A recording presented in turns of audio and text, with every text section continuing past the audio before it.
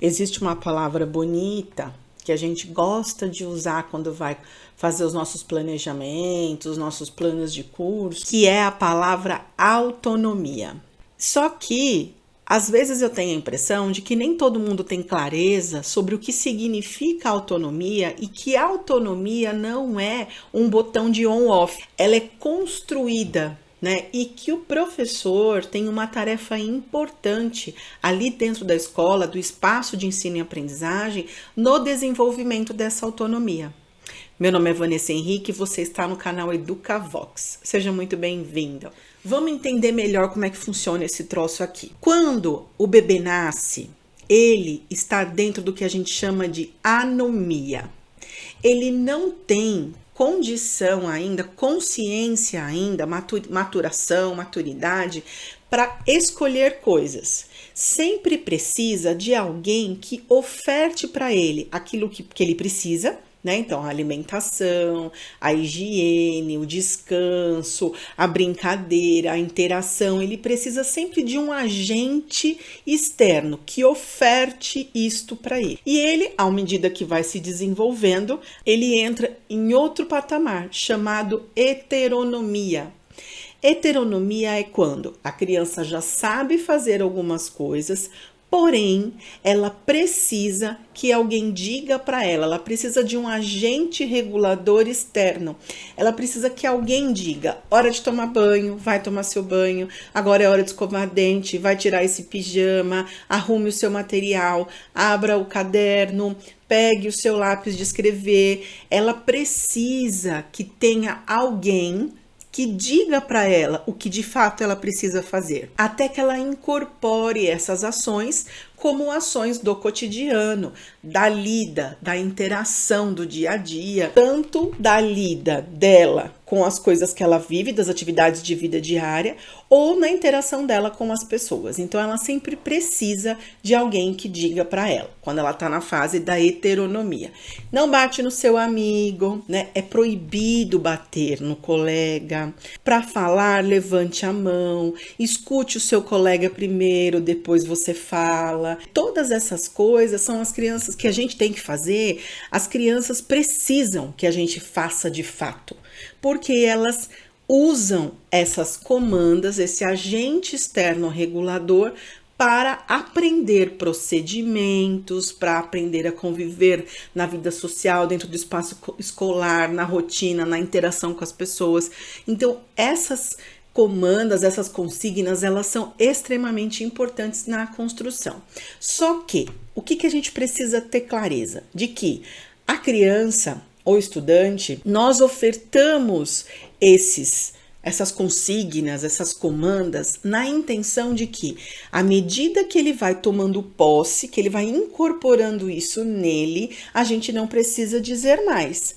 Por exemplo, as crianças entram na sala e colocam a agenda na mesa da professora. A professora, todos os dias, por um determinado tempo, tem que repetir. Assim que chegar na sala, põe a sua mochila na cadeira, pegue a sua agenda e ponha na minha mesa.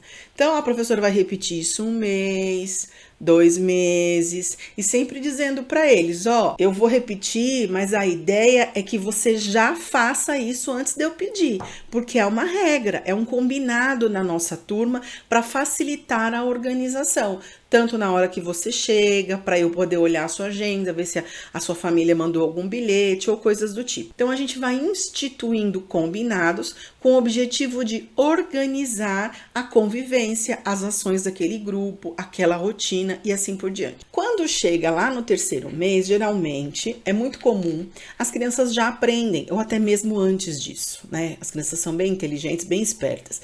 Então, às vezes, eles aprendem antes disso. Então, eles já chegam, põe a mochila lá na cadeira deles, na carteira, e já pega a agenda e já põe na mesa da Pro. Sem a Pro ter que pedir, vira algo automático, né? Porque ele incorporou isso enquanto procedimento, enquanto organização daquela turma. Isto é, à medida que as crianças incorporam aquilo, que tornam aquilo parte delas, é o que a gente chama de autonomia.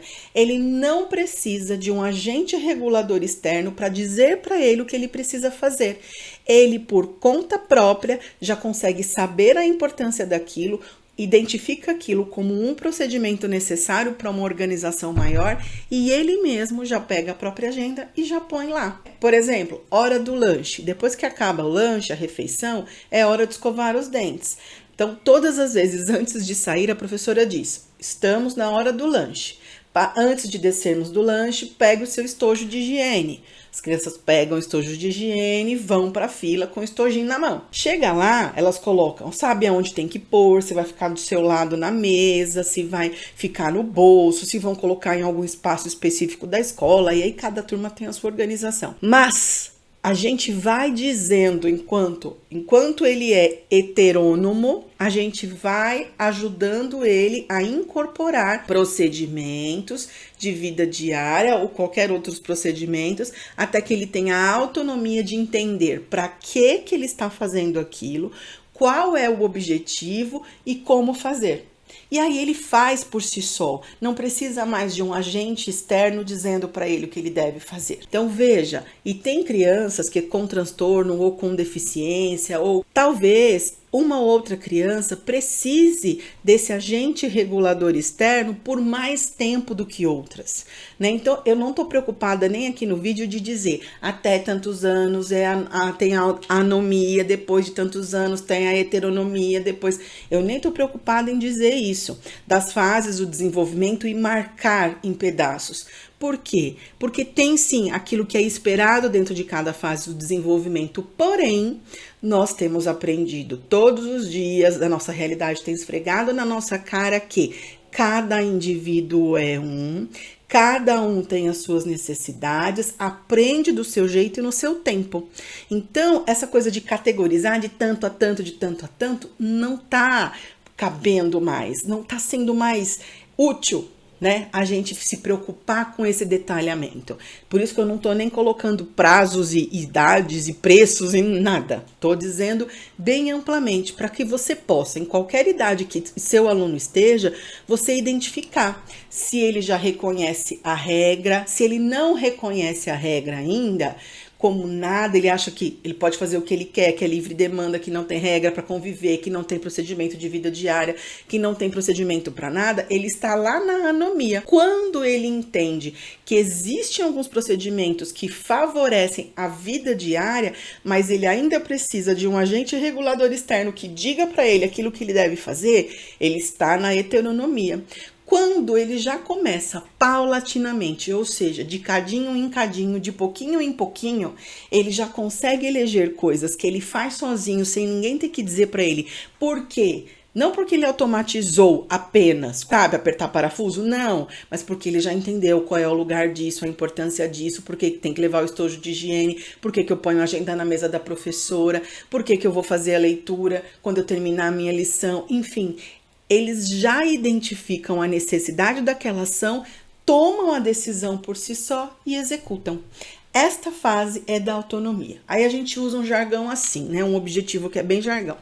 A autonomia para ler. O aluno tem que desenvolver autonomia para ler e compreender o que está lendo. Esta autonomia não é um botão on-off. É algo conquistado paulatinamente e através das estratégias que você, professor, elege. Então, não vai sair do nada, não é o osmose, meio cheio, meio vazio, o meio vazio absorve o meio cheio. Não é assim que funfa o negócio. O que funfa de verdade é você, professor, eleger estratégias sistemáticas para que o seu aluno desenvolva a autonomia em várias coisas na escola. Para calcular, para ler, para escrever, para revisar o seu próprio texto. Então pensa, ele não entende a regra ainda. Ele precisa que venha um agente regulador e diga para ele a importância do procedimento, do combinado, da regra, enfim, do sistema. Diga para ele como funciona. A partir do momento em que ele entende como funciona e principalmente entende o contexto e o significado disso, ele incorpora, entendendo o significado disso, ele vê que aquilo é importante de fato e aí ele faz escolhas por si só. Isso é autonomia, né? Então, Por isso que é importante deixar a regra clara, o procedimento claro, o objetivo claro, a estratégia clara, porque à medida que eu vou dando clareza, que eu vou pondo luz nisso, os meus alunos vão sabendo para que serve aquele troço que a professora está propondo, por que a desgramenta da professora fica mandando eu usar os blocos lógicos, por que a professora manda eu usar o material dourado, por que a professora fica mandando eu contar no lápis, fazer palitinho, ou sei lá, fazer cálculo mental. Pra que essa mulher ou esse homem aí tá me pedindo essas coisas? Pra que serve esse negócio? Então, se você, professor, diz pra ele que você tá tentando ajudá-lo a pensar mais rápido, a resolver as operações matemáticas, a ler e compreender o que lê, a ter fluência na hora de ler, a entender de verdade o que está sendo pedido, a fazer perguntas quando não entende alguma coisa. Se você, professor, diz para o teu aluno que o teu objetivo, na hora que está propondo isso, é X, você ajuda o nosso menino, a nossa menina, a fazer ligações lá dentro do cérebro, da cabecinha dele, para que ele possa ligar com aquilo que ele já sabe, com aquilo que ele ainda precisa aprender, ou fortalecer a ligação de uma coisa em outra para promover uma aprendizagem significativa de fato. Eita, que eu engatei aqui, fiquei parecendo um moço narrador de futebol. Mas é isso, né? É isso. Então, autonomia não é botão on-off. Ela é construída sistematicamente em casa, na escola, na igreja, no lugar religioso que frequenta, enfim, na associação de bairro. Ele é construído à medida que a criança precisa ainda de um agente regulador para que diga para ela o que deve ser feito e como fazer e qual a importância do que está sendo feito, para que ela importe isso para o seu conhecimento, para a sua sabedoria e faça escolhas. Isto é ser autônomo de fato. Até o próximo vídeo.